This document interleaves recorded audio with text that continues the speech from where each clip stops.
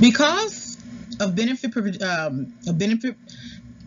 provisioning and less cost inflicting behavior, women of higher mate value tend to report less insults from their partners than women of lower mate value. So it makes sense, because if you consider someone of higher mate value, you are less likely to do anything that's going to push that person away. If you find your man still cheating on you, still really uninterested in you as a person, then that tells you that they consider you of lower mate value, because they are basically suggesting that they can take you or leave you, and that if you leave, that's fine with them. They can always go with someone else. Now, a lot of times they will pull at you and you think that they are interested in you again. Now, what that means is they don't have any other option, or the option that they are interested in is not ready to receive them.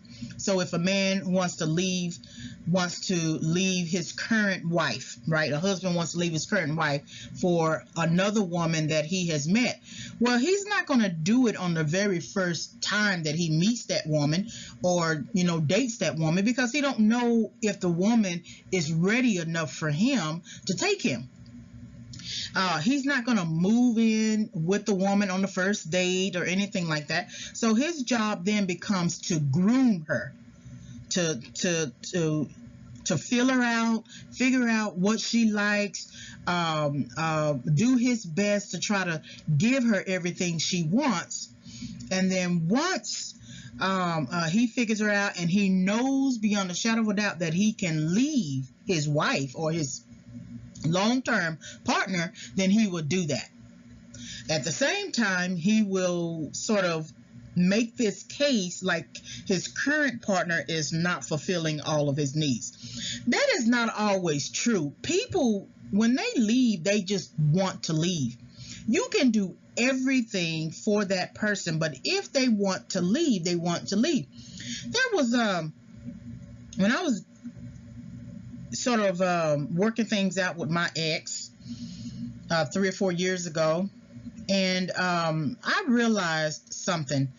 He didn't have a job, he didn't have any savings, he had a background, and it was funny how that even he thought that he could do better than me.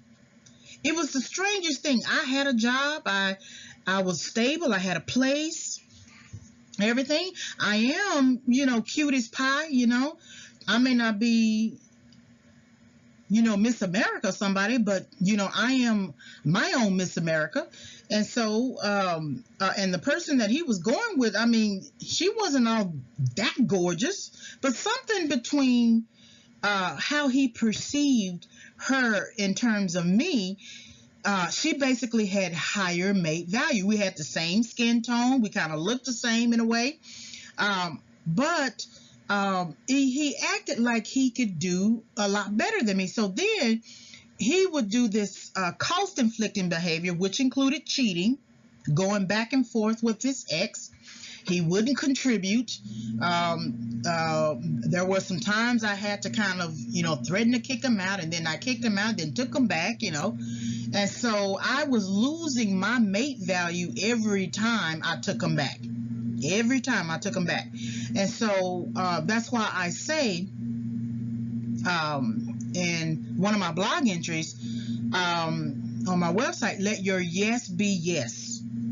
That by the time I kicked him out for the very last time, I was certain of it. I had had enough. I was not going to put up with it anymore. I packed all of his stuff. I moved him out. And so what happens is when you say yes but mean no, or you say no but mean yes, your mate value, it tends to decrease every time you do that. Minor, Shackelford, and Starrett argue that a man partner to a woman of higher mate value may have difficulty replacing his valuable partner and therefore may be less willing to risk losing her by engaging in high-risk, cost-inflicting mate retention behaviors. So he's not going to call her a bitch.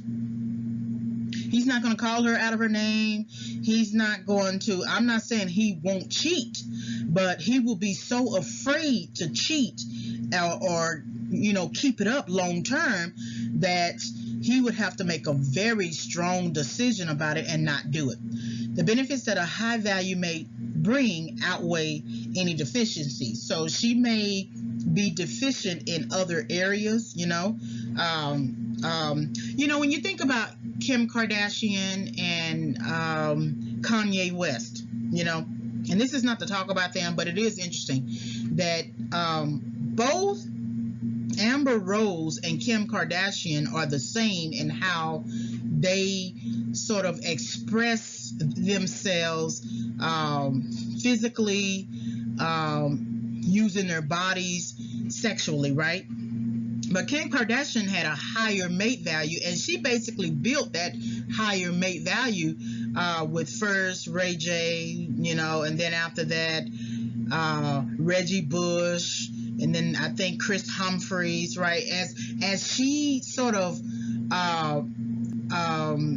went to the next level in terms of celebrity men, she increased her mate value. You don't see her going down. So then Kanye West is essentially the top of the heap. So then you see still Kim Kardashian taking naked pictures or pictures of her crouch, right? Might be a deficiency because he don't want his woman showing her stuff. But the fact that she is Kim Kardashian and she's part of the Kardashian clan, and there's she has the reality TV show and businesses and things like that.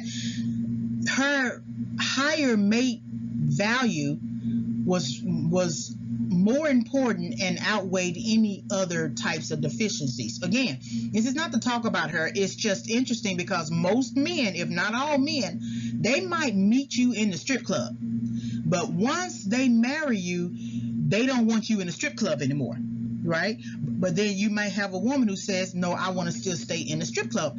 And just remember, like Ice Cube's film Players Club, right? That the man that Lisa Ray was with, and her stripper's name was Diamond, I think. The man met her in the strip club, but then when they got together and lived together, he was bothered by that. So a high value mate will oftentimes outweigh any deficiencies in that high value mate.